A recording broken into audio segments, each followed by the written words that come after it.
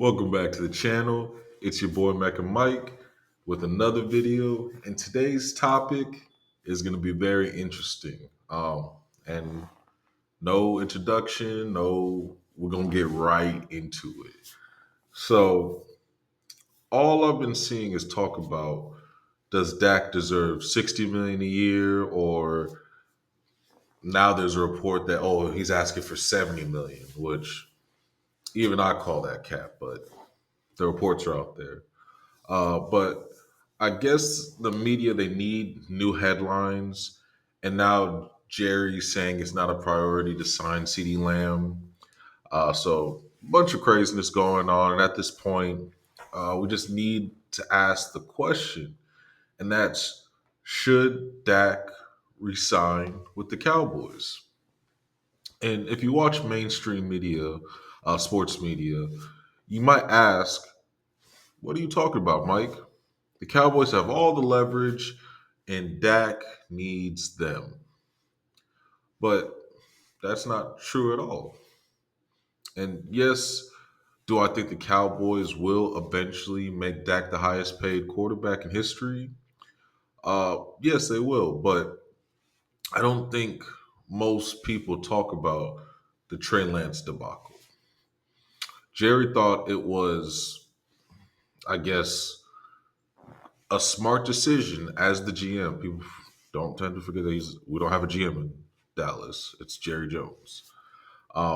They forget that they traded a fourth round pick to bring in Trey Lance to then try to put pressure on Dak. And as we've all seen, it's been failing miserably. And up to this point, Trey Lance is still the third string quarterback. And even in training camp right now, he he's not even making it difficult on who's going to be the starter. We all know who's going to be the starter. It's going to be Dak Prescott. It's very, very, very simple. Um, and and what makes it worse, you can't even surpass Cooper Rush. But we traded a fourth round pick to put pressure on a starter. Okay. And if you saw the we saw the Cowboys without Dak in 2020 when he broke his ankle. And it was ugly. Let's just be honest. It was ugly. They only won 6 games that year, and they had a rotation of quarterbacks between Andy Dalton, Ben DiNucci, and Garrett Gilbert. And a lot of people, again, want to forget that at the time they were labeling Dak as a game manager, and any quarterback could have just come into Dallas and been successful. um, with the roster that they had because it was so great that any quarterback can come in and they could get work done uh, and easily win games, yada yada yada. But as we all know, that didn't happen. They brought in the veteran Andy Dalton, who had success in Cincinnati, not anything crazy, but he was a solid quarterback. But he was supposed to be the guy to save the Cowboys from falling apart. Uh, but the team just shuddered under him, and he just wasn't able to stay healthy. So that season really showed the world how important Dak is to the Cowboys. And personally, in my opinion, he is the only reason the Cowboys are relevant each year because he gives them the best opportunity to win. And I don't care what anyone says, he's one of the best quarterbacks in the NFL right now, easily top five. They don't want to say it, that's just a fact. He's easily a top five quarterback. And you don't believe me? Let's look at last year just to confirm what he did because people want to talk about all this other stuff, but what did he do? His whole body of work. In 2023, again, just last year, was how Dak ranked statistically. First in touchdowns with 36, third in passing yards with 4,516. He was second in completion percentage. And technically, I could say he was number one because the guys ahead of him didn't play a full season.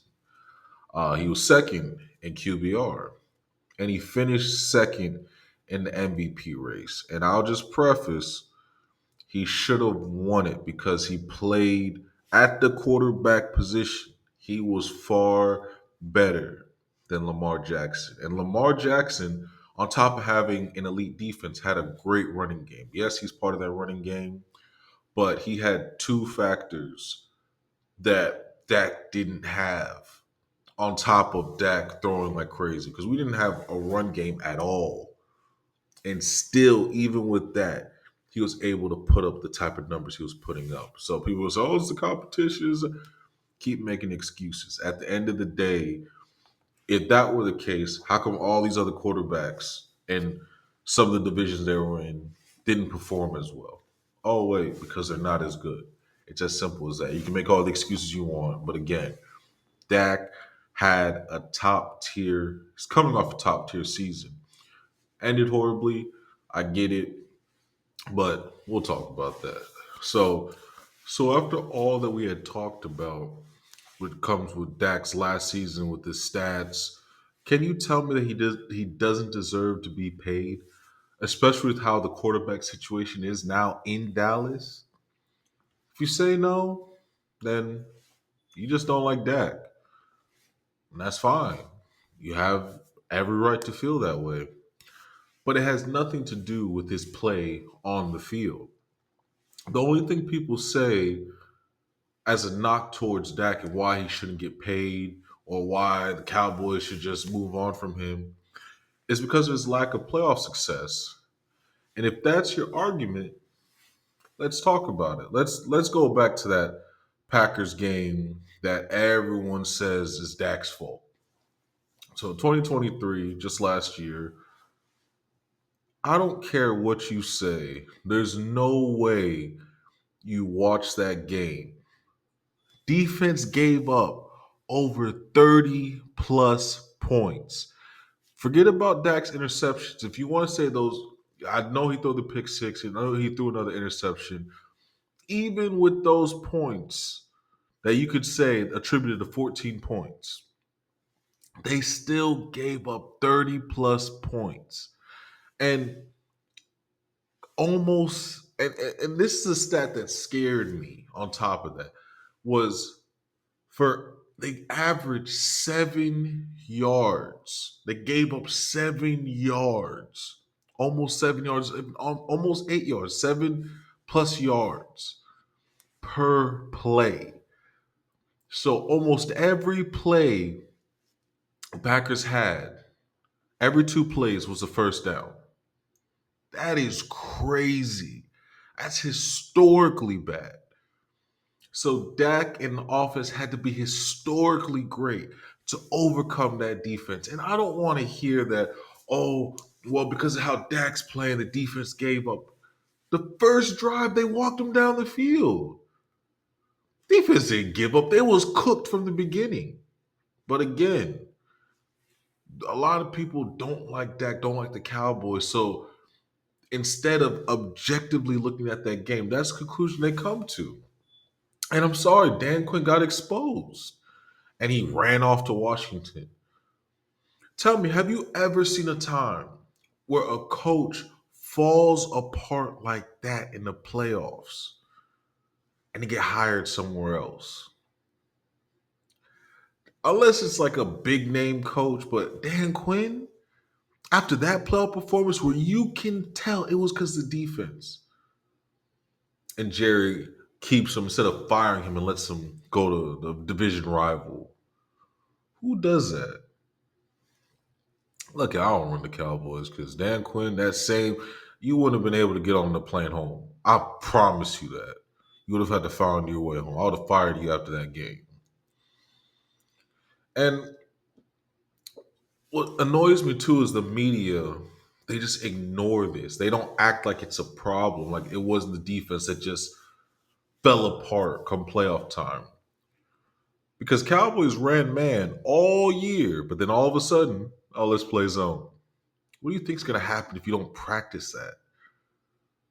That game, that's what's going to happen. You fall apart like that. And I'm not saying that Dak has no fault in that loss, but no quarterback is winning that game. I don't care if you have Patrick Mahomes out there. He had one of the best defenses in the playoffs. That's why they won, because the more opportunities your defense gives you, the higher your chances are of winning. But it's also in reverse. They don't give you opportunities to score. You need to be perfect. That defense could not stop a nosebleed, and they were getting killed in time of possession. And again, like I said, if you understand football, the less opportunities you have to score, the less likely you will win. And the Packers were eating up the clock, so Dak needed to be perfect in order to maybe win. Because remember, Packers scored first, so Cowboys needed to at least get multiple stops in order to give an opportunity for Dak, but they didn't. So realistically, I put that loss squarely on Dan Quinn and his horrible scheme. And maybe let's look at 2022 versus San Fran. This is one of the games I can give you if you want to put it on Dak. But we got to provide context. So, yes, you can put the blame on Dak if you want, but you got to look at Kellen Moore, one, trash play calling. At that point, Zeke was basically cooked, had no burst, was a liability in space. And the minute Pollard went down, the game was over because how the offense was set up was Pollard was the only explosive option because the route running that Kellen Moore was calling was just so predictable. At San Fran, they knew what she was doing. Slant, comeback. You have guys going in the same direction, so Dak has to make perfect throws. Like, come on, that even with all that, it just wasn't effectively using CD. So it was just bad all around. But again, the defense only gave up 19 points, so we had an opportunity to win. So I'm okay if you put that loss on Dak. Let's look at 2021 versus San Fran. The game was just bad. Just the ending, with the ref getting in the way of the snap and time running out. And for me, this was more of a team loss because one, that year the Cowboys had an issue with getting the offense going.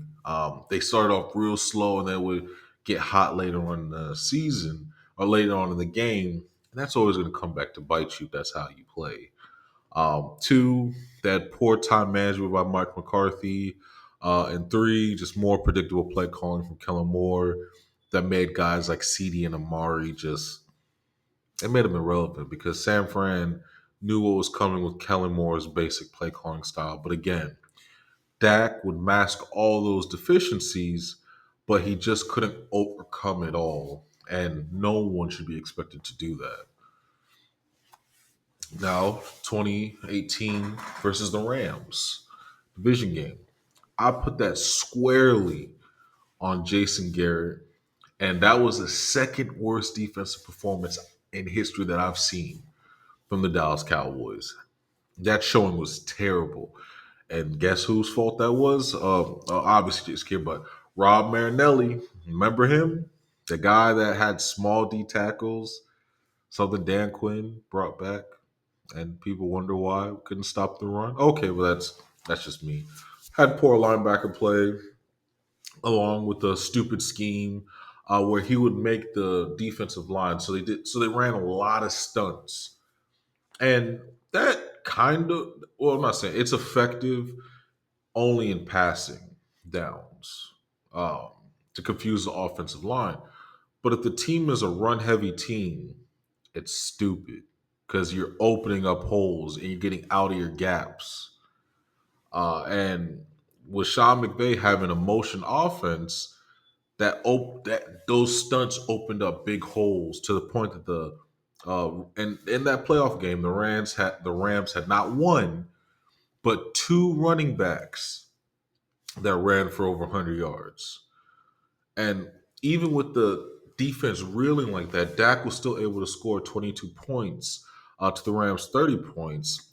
And if you watch the end of the game, the Cowboys defense gave up a run from Jared Goff that effectively ended the game. And we had no timeouts. But again, they blamed Dak for those losses when a majority of them were on the defense. So again, the playoff argument is just terrible, especially when you see guys like Tua, Kirk Cousins, Herbert, Trevor Lawrence, Deshaun Watson, Jordan Love, all got money with little to no playoff success, but not one of them did anybody say they should not get their money. And if you know anything about the NFL, the pay scale is always next man up. So it's not who is the best quarterback or who's done the most, who has the best stats. It's always been next man up. And yes, the QB takes up the majority of the cap space. So yes, Dak will be the highest paid QB. And then guess what happens after that? Someone else will be the next man, will be the next highest paid QB. And then there's going to be someone else, and there's going to be someone else. But why is it only a problem when Dak is going to get paid by the Cowboys? Why is it he shouldn't get paid when it's always been next man up? You're mad because now it's his turn up? It just doesn't make sense. Um, and I get it. Yes, Dak's is an easy target, but Dak will get paid. But my problem is the fact that Jerry is dragging it out, which is only making Dak more expensive as each quarterback continues to get paid. Because Jerry, they know the market, they know what Dak is going rate is. So just dragging it out doesn't make sense. It just actually worsens the situation.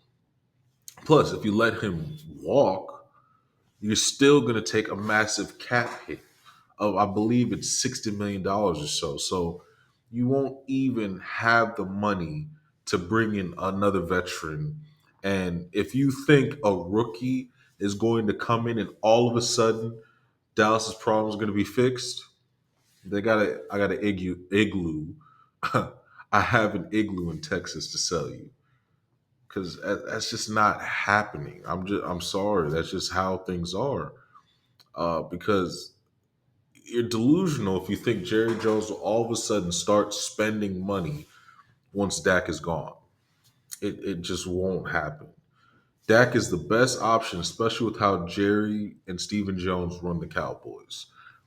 Dak overshadows a lot of the bad decision making from the front office, and he takes all the blame. So for Jerry, it's a win win situation. And as a Cowboys fan, I want Dak to retire in Dallas.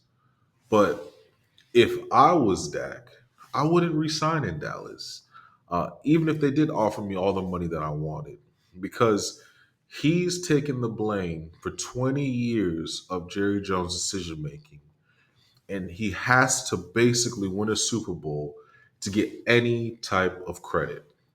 And even if he does win a Super Bowl, they will still criticize him and say he isn't good just because he has a star on his helmet. And I can promise you, if Dak played somewhere else, he would be looked at as Patrick Mahomes. And I don't know if you guys have seen the comparison. He basically has the same numbers on paper as Patrick Mahomes. Only difference is playoff success. But they're basically the same quarterback statistically. And and the media just loves Patrick Mahomes. So just imagine if Dak played somewhere else doing the same thing. But again, that's just me.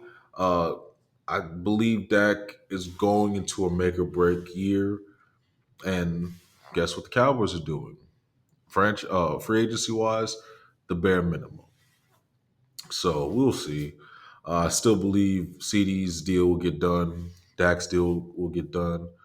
But I just wish Jerry Jones would just made things easy. Just get it over with, sign the guys, stop dragging it out. They're getting more expensive. But that's it for me today. Just my opinion. If you agree, disagree, drop a comment. Please like the video. Don't forget to subscribe to the channel.